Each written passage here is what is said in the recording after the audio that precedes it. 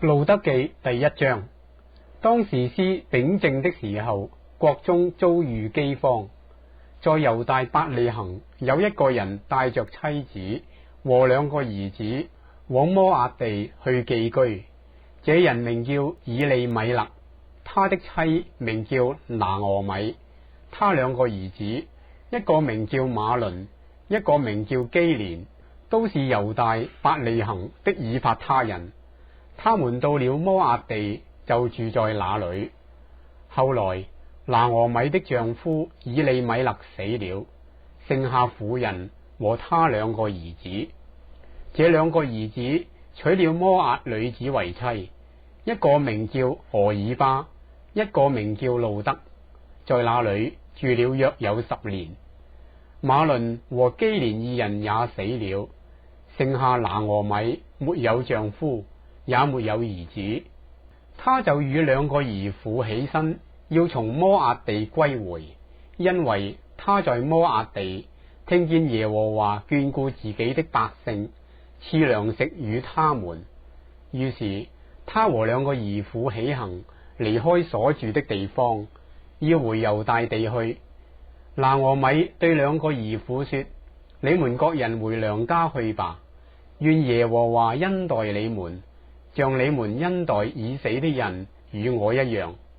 願耶和華使你們各在新夫家中得平安。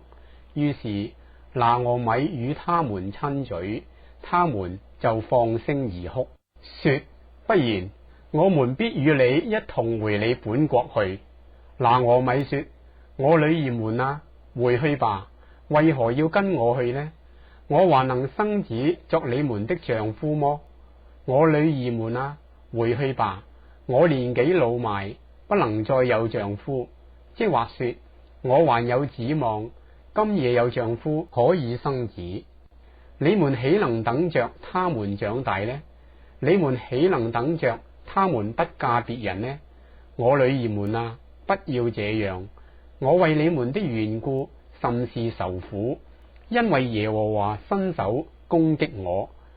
兩個兒婦又放聲而哭，俄珥巴與婆婆親嘴而別，只是路得捨不得拿俄米。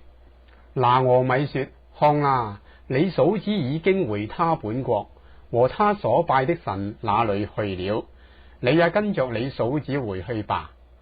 路得說：不要催我回去，不跟隨你，你往哪裏去，我也往哪裏去。你在哪裏住宿，我也在哪裏住宿。你的國就是我的國，你的神就是我的神。你在哪裏死，我也在哪裏死，也葬在哪裏。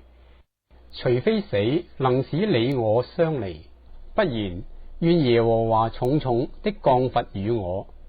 拿俄米見路得定意要跟隨自己去，就不再勸他了。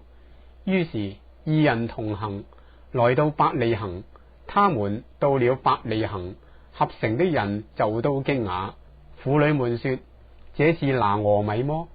拿俄米對他們說：不要叫我拿俄米，拿俄米就是甜的意思，要叫我馬拉，馬拉就是苦的意思，因為全能者使我受了大苦。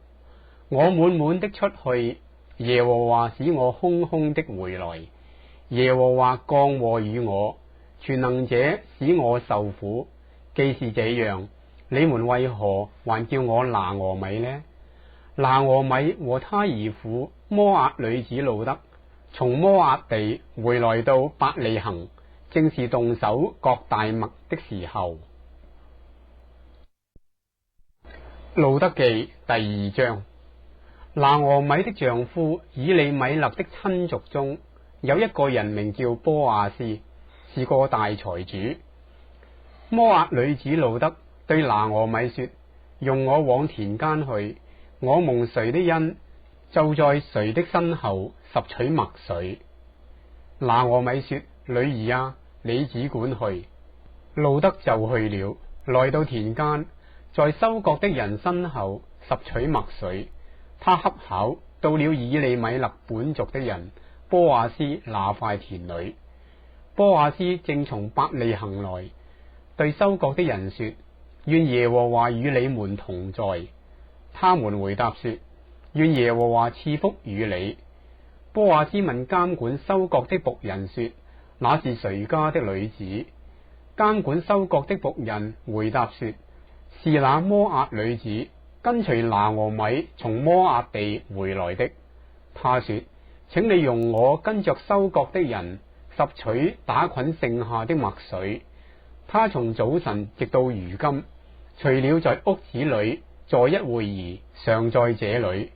波阿斯對路得說：女兒啊，聽我說，不要往別人田裏拾取麥穗，也不要離開這裏，要常與我使女們在一處。我的僕人在那塊田收割，你就跟着他們去。我已經吩咐僕人不可欺負你。你若渴了，就可以到器皿那裏喝僕人打來的水。路得就俯伏在地叩拜，對他說：我既是外邦人，怎麼蒙你的恩，這樣顧恤我呢？波阿斯回答說：自從你丈夫死後，凡你向婆婆所行的，並你離開父母和本地，到素不認識的民中，這些事人全都告訴我了。願耶和華照你所行的賞賜你。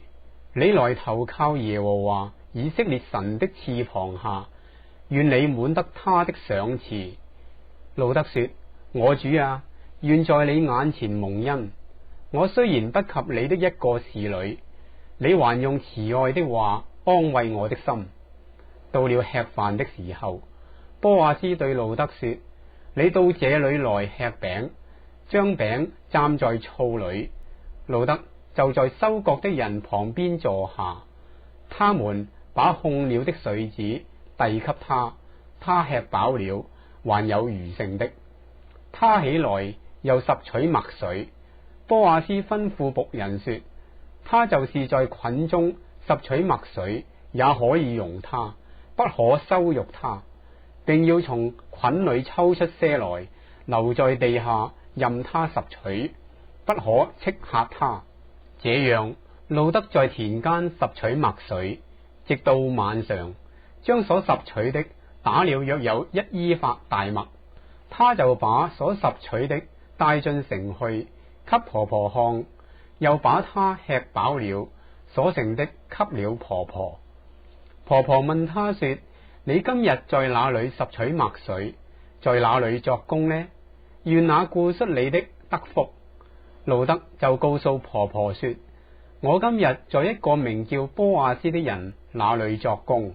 拿俄米對兒婦說：願那人蒙耶和華賜福，因為他不斷的恩待活人死人。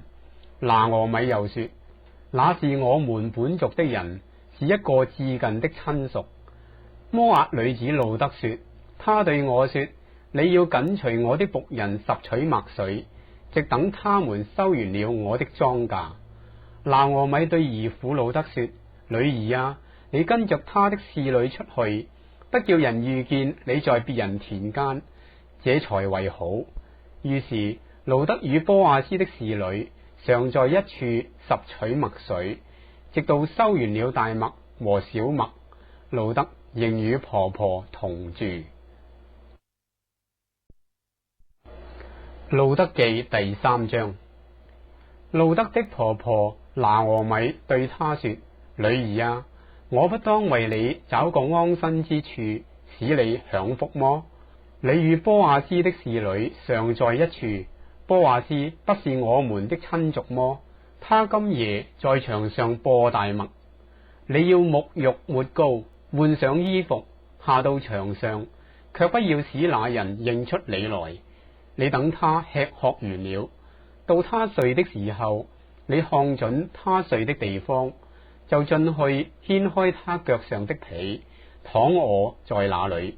他必告訴你所當作的事。路得說：凡你所吩咐的，我必遵行。路得就下到場上，照他婆婆所吩咐他的而行。波阿斯吃喝完了，心裏歡暢，就去睡在麥堆旁邊。路得便悄悄的來掀開他腳上的被，躺臥在那裏。到了夜半，那人忽然驚醒，翻過身來，不料有女子躺在他的腳下。他就說：你是誰？回答說：我是你的婢女路得，求你用你的衣襟遮蓋我，因為你是我一個至近的親屬。波阿斯說：女兒啊，願你蒙耶和華賜福，你末後的恩比先前更大，因為少年人無論貧富，你都沒有跟從。女兒啊，現在不要懼怕，凡你所說的，我必照着行。我本城的人都知道你是個賢德的女子，我實在是你一個至近的親屬，只是還有一個人比我更近。你今夜在這裏住宿，明早他若肯為你盡親屬的本分，就由他吧。倘若不肯，我指着永生的耶和華起誓，我必為你盡了本分，你只管躺到天亮。路得便在他腳下躺到天快亮，人彼此不能辨認的時候，就起來了。波阿斯說：不可使人知道有女子到場上來。又對路得說：打開你所披的外衣。他打開了，波阿斯就取了6簸箕大麥，幫他扛在肩上，他便進城去了。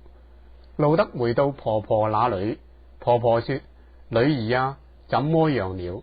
路得就將那人向他所行的述說了一遍，又說：那人給了我6簸箕大麥，對我說：你不可空手回去見你的婆婆。婆婆說：女兒啊，你只管安坐等候，看這事怎樣成就，因為那人今日不辦成這事，必不休息。路得記第4章。波阿斯到了城門，坐在那裏，恰巧波阿斯所說的那至近的親屬經過。波阿斯說：某人啊，你來坐在這裏。他就來坐下。波阿斯又從本城的長老中揀選了10人，對他們說：請你們坐在這裏。他們就都坐下。波阿斯對那至近的親屬說：從摩押地回來的拿俄米，現在要賣我們族兄以利米勒的那塊地。我想當屬那塊地的是你，其次是我，以外再沒有別人了。你可以在這裏的人面前和我本國的長老面前說明。你若肯贖就贖，若不肯贖就告訴我。那人回答說：我肯贖。波阿斯說：你從拿俄米手中買這地的時候，也當取原文作買10節銅。死人的妻摩押女子路得，使死人在產業上存留他的名。那人說：這樣我就不能贖了，恐怕於我的產業有礙。你可以贖我所當贖的，我不能贖了。從前在以色列中要定奪什麼事，或贖回或交易，這人就脫鞋給那人，以色列人都以此為證據。那人對波阿斯說：你自己買吧。於是將鞋脫下來了。波阿斯對長老和眾民說：你們今日作見證，凡屬以利米勒和基連馬倫的，我都從拿俄米手中置買了，又娶了馬倫的妻摩押女子路得為妻，好在死人的產業上存留他的名，免得他的名在本族本鄉滅沒。你們今日可以作見證。在城門坐着的眾民和長老都說：我們作見證，願耶和華使進你家的這女子，像建立以色列家的拉結利亞二人一樣，又願你在以法他得亨通，在伯利恆得名聲。願耶和華從這少年女子賜你後裔，使你的家像他瑪從猶大所生法勒斯的家一般。於是波阿斯娶了路得為妻，與他同房。耶和華使她懷孕生了一個兒子。婦人們對拿俄米說：耶和華是應當稱頌的，因為今日沒有撇下你，使你無至近的親屬。願這孩子在以色列中得名聲，他必提起你的精神，奉養你的老，因為是愛慕你的那兒婦所生的。有這兒婦比有7個兒子還好。拿俄米就把孩子抱在懷中，作他的養母。鄰舍的婦人說：拿俄米得孩子了，就給孩子起名叫俄備得。這俄備得是耶西的父，耶西是大衛的父。法勒斯的後代記在下面：法勒斯生希斯倫，希斯倫生蘭，蘭生阿米拿達，阿米拿達生拿順，拿順生撒門，撒門生波亞斯，波亞斯生俄備得，俄備得生耶西，耶西生大衛。